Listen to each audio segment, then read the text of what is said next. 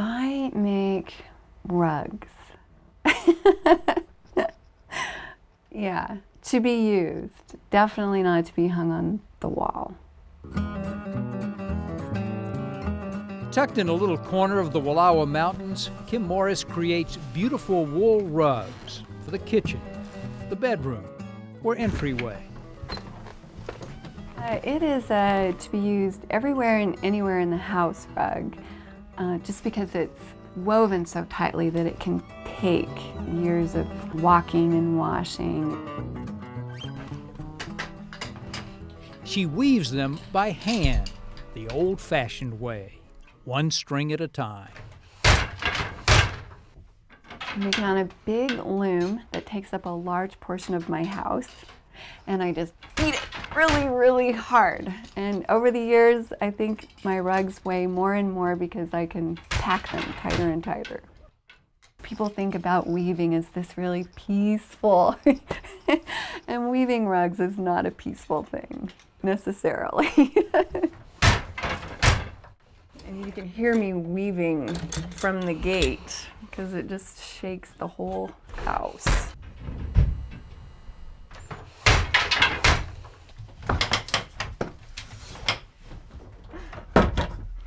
I like the physical aspect of it. You know, it's definitely a full body thing. Each treadle down there, that's what those are called, is Hooked up, you can see the different ropes. So when I'm pressing down the first pedal, it's opening up the space for this purple thread. You can see it go through. That's what creates your pattern for your woven piece. This is it's a Norwegian pattern. When I was learning how to weave, it was the first pattern that I was drawn to, and it's the only one I've ever wanted to do, and it wasn't until, I don't know, years after I'd been doing it that my great uncle saw one of my rugs and told me that a great-great-grandmother, when she came over from Norway, used to weave this same pattern to support the family. And I had no idea. And it makes you think about that who we are is really just a continuation of our ancestors. The family story helped Kim understand a little bit about why she was drawn to weaving. But Kim does something that her ancestor probably never did. She gives every rug a name.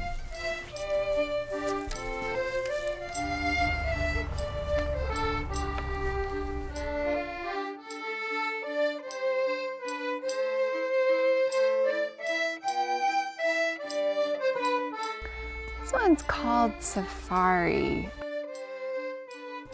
This one is called Mustard. Well, the reason why I named the rugs is because each rug is unique.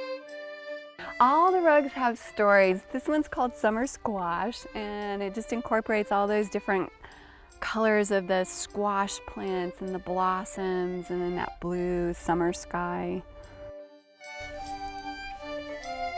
Each one reaches back to, a different experience or color memory.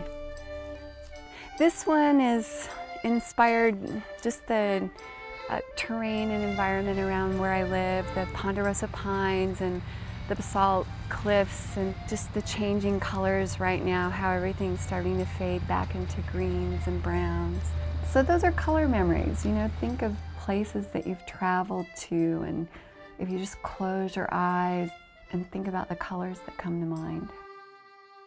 I think that's what I do with everything I experience, is it all gets translated into colors. In a little corner of her greenhouse, Kim mixes the beautiful colors which define her work. So I have a recipe. It's like cooking. It's the Julia Childs of weaving.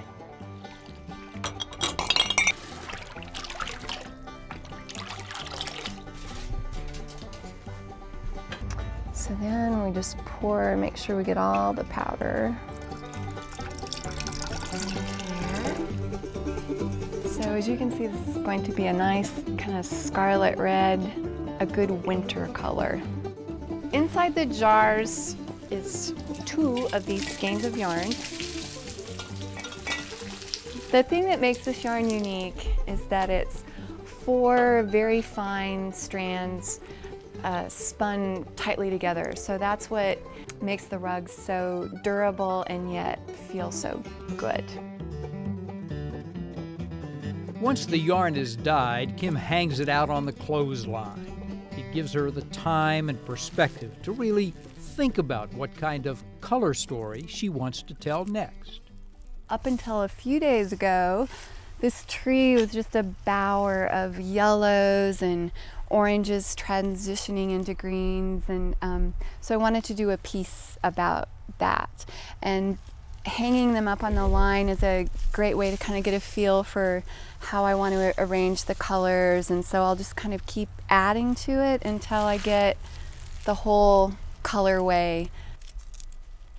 Eventually, the pallets of yarn end up here, where they wait their turn on the loom. Yes, it's kind of like a storyboard. This one's a piece based on Denver. This one is about a shawl that I saw in a movie. And this is just from a field of flowers that I saw.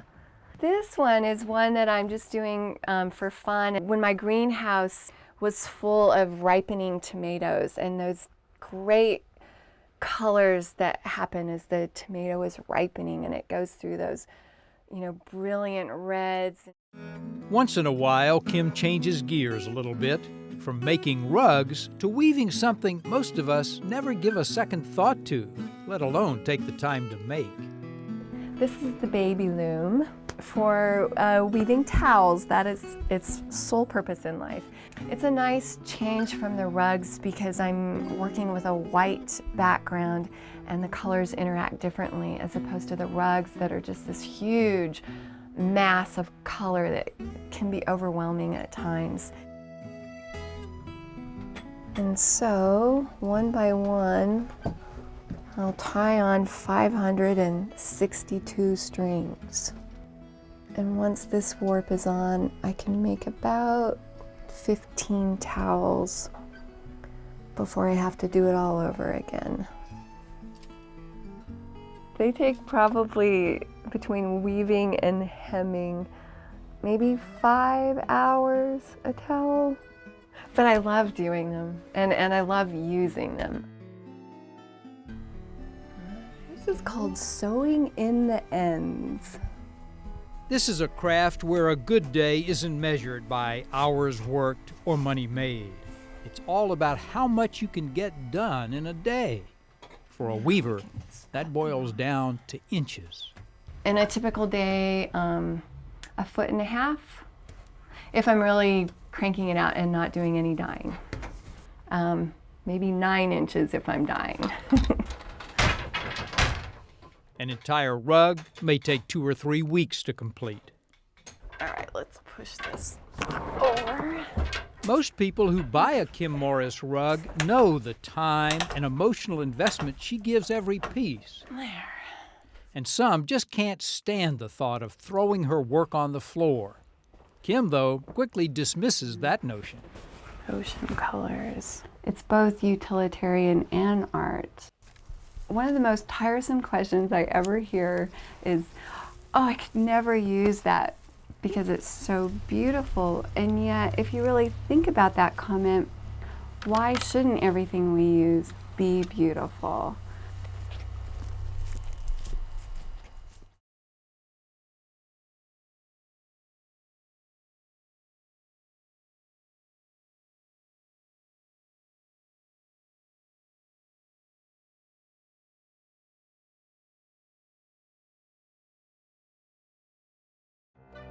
Oregon Artbeat shares the stories of Oregon's amazing artists, and member support completes the picture. Join us as a sustaining member at opb.org/video.